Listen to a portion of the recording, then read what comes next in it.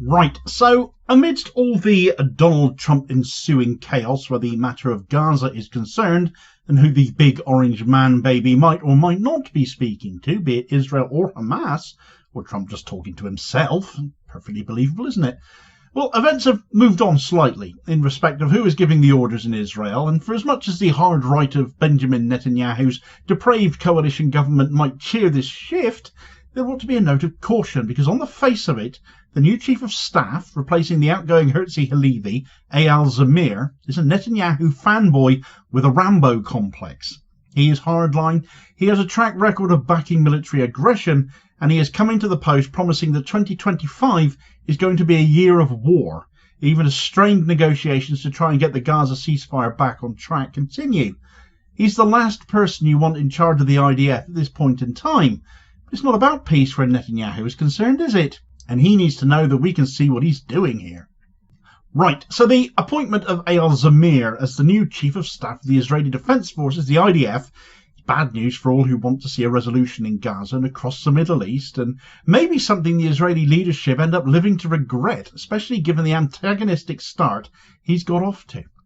Zamir is seen as an ally to Benjamin Netanyahu. He was Netanyahu's military secretary from 2012 to 2015 before being promoted to lead Israel's Southern Command, so Gaza in which case. He is seen as a hardline figure with a history of advocating aggressive military strategies, and his appointment, along with his rhetoric, seems certain to drive further destabilisation in Gaza and the wider region, where of course Israel don't want peace, so this is exactly what they want, isn't it? His appointment has been orchestrated by Netanyahu and his deranged defence minister Israel Katz, and it's pleased his far-right government coalition allies no end. But for my money, I think Zamir's appointment is likely to backfire on Israel, exacerbate regional tensions, make even more blatantly obvious that Israel has no desire for peace, and by rights this should isolate Israel even further on the international stage.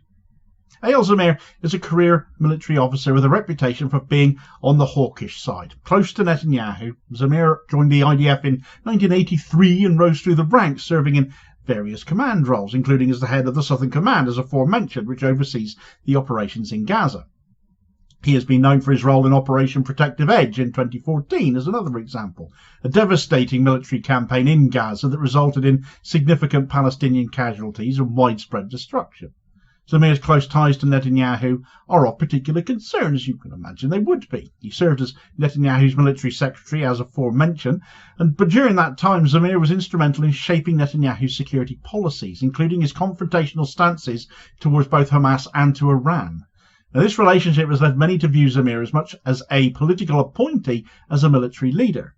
His appointment as Chief of Staff is basically seen as a reflection of Netanyahu's desire to maintain control over the direction the IDF takes now, especially when it comes to the matter of Gaza, and how desperate Netanyahu is to resume the genocide and make his own position that little bit safer. Since assuming his new role, Zamir has made it clear as well that he's got no intention of scaling back on Israel's military operations in Gaza either. In a statement shortly after his appointment, he declared that the mission against Hamas is not accomplished, signalling his commitment to continuing the war, the moment he gets the nod to. This stance obviously aligns with Netanyahu's rhetoric, which has consistently emphasised the need to eradicate Hamas, total victory and all the rest of that. The death toll in Gaza evidently not high enough, even as international pressure for meaningfully engaging in a permanent solution for a ceasefire mounts. Zamir's new position and plans and Netanyahu's vision for Gaza as well are all very deeply troubling in how well the two align.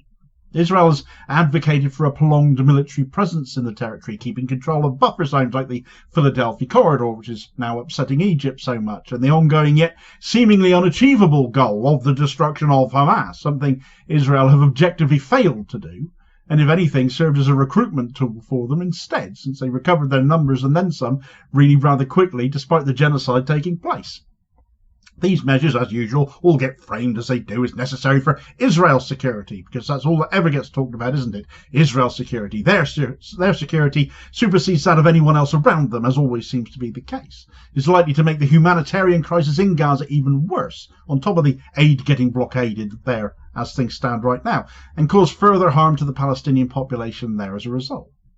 Zamir's approach in lockstep with the likes of Netanyahu and Katz, therefore, and their plans also undermines efforts by Egypt again and other Arab states to broker a lasting ceasefire and rebuild Gaza, the plan they've put on the table now. Also being undermined, as that is, by Donald Trump right now, who's decided he doesn't like Egypt's plans, that there's no profit in it for him personally, is the natural conclusion you reach to, isn't it? And that is clearly the case there too. But Zamir's appointment has, as a result of all of the above, been very warmly welcomed by the far-right factions of Netanyahu's coalition government. They love him, especially Bezalel Smotrich, the leader of the religious Zionism party, and the guy who right now pretty much has Netanyahu's fate in his hands, threatening to leave the coalition whenever something he doesn't like comes up and collapse the government each time, and Netanyahu comes squealing to a raging halt and tends to acquiesce.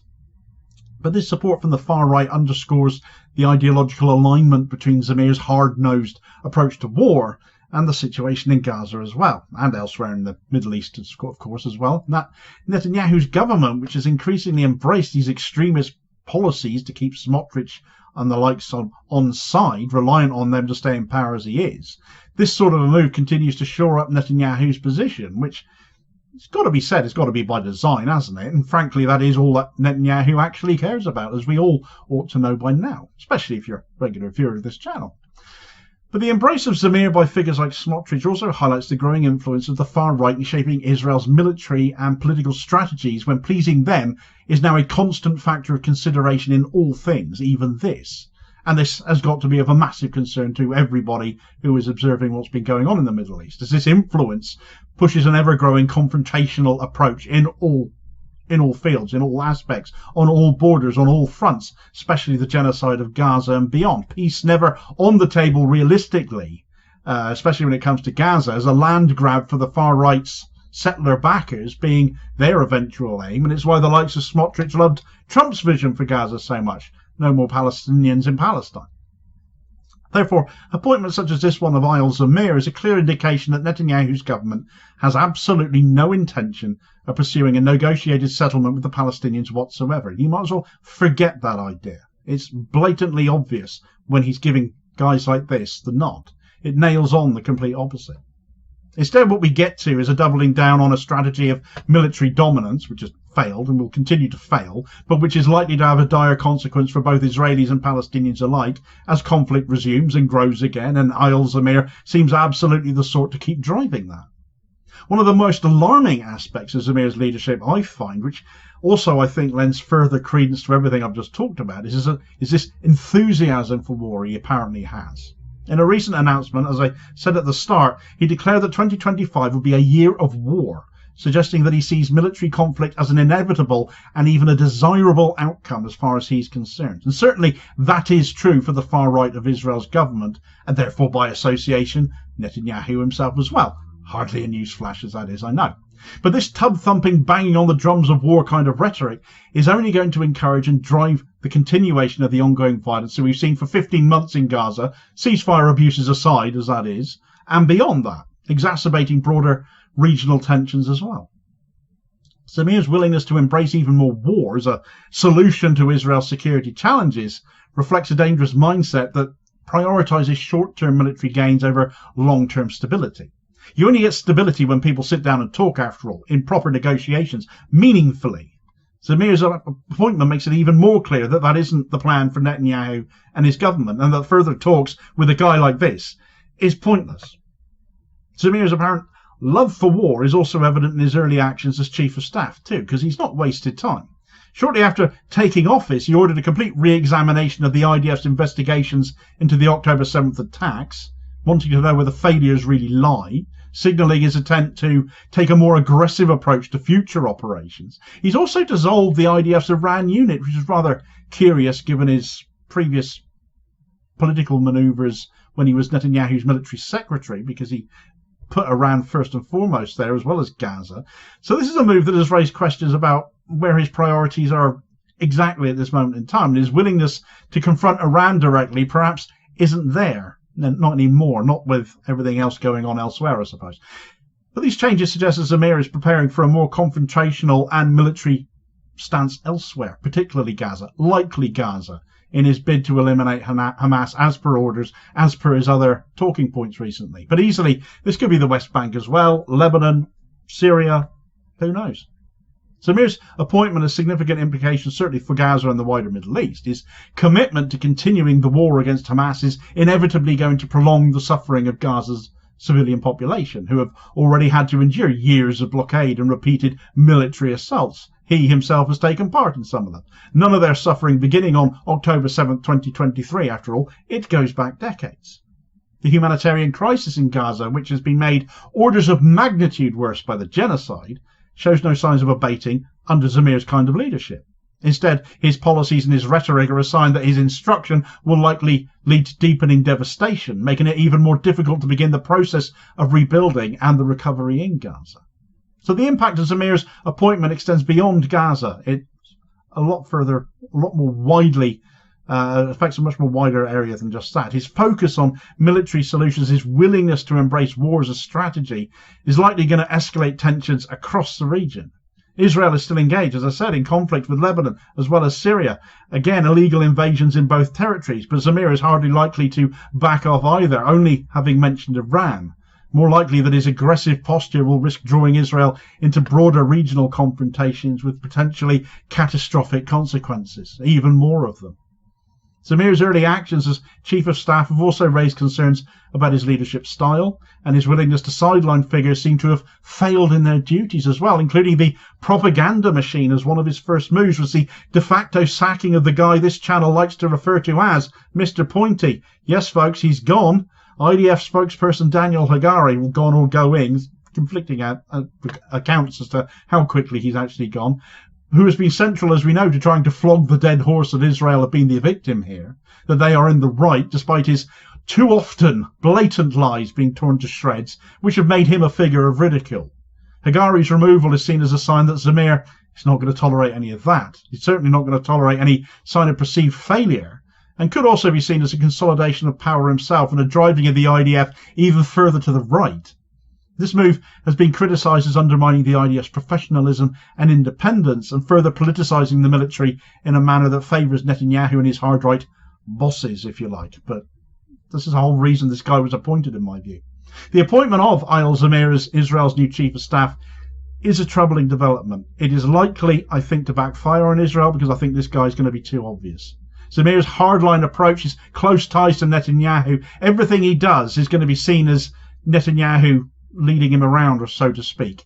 And his apparent love for war on top of that makes him a really dangerous choice to lead the IDF right now, when you're supposed to be suing for peace, aren't you?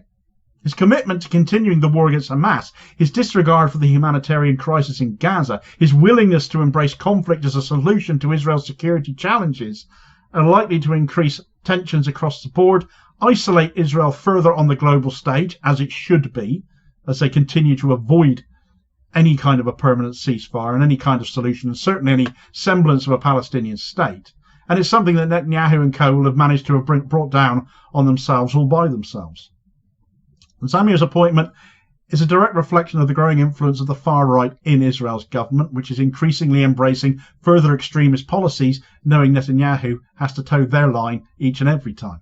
The trend is deeply concerning. It undermines the prospects for a negotiated settlement with Palestinians. It reinforces a confrontational approach to the conflict Israel is widely seen to be driving. Few people think otherwise now, unless you're completely lost it, far right, far gone Zionist. But ultimately, Zamir's leadership is likely to deepen Israel's entanglement in Gaza and the broader Middle East, with dire consequences for both Israelis and Palestinians alike. And he needs watching over what seems inevitably now to come, which is going to be a return to wider war, and unfortunately, more and more likely, genocide returning to Gaza. Meanwhile, while Israel seems intent on driving its military ever further to the right, Hamas have had Israel in a right flap, because it would appear they've been negotiating directly with Donald Trump's administration. They don't like that. The guy handing all the weapons to Israel is chatting with the enemy. Well, what could that be all about then? Are Hamas more reasonable in negotiations despite their terrorist designation for Donny's team? That would say a lot for Israel, wouldn't it? But get all the details of that story in this video recommendation here as your suggested next watch. Please do also hit like, share and subscribe to the channel if you've not already done so as to ensure you don't miss out on all new daily content, as well as supporting the channel at the same time, which is massively appreciated. Holding power to account for ordinary working class people as we do, and I will hopefully catch you on the next feed. Cheers, folks.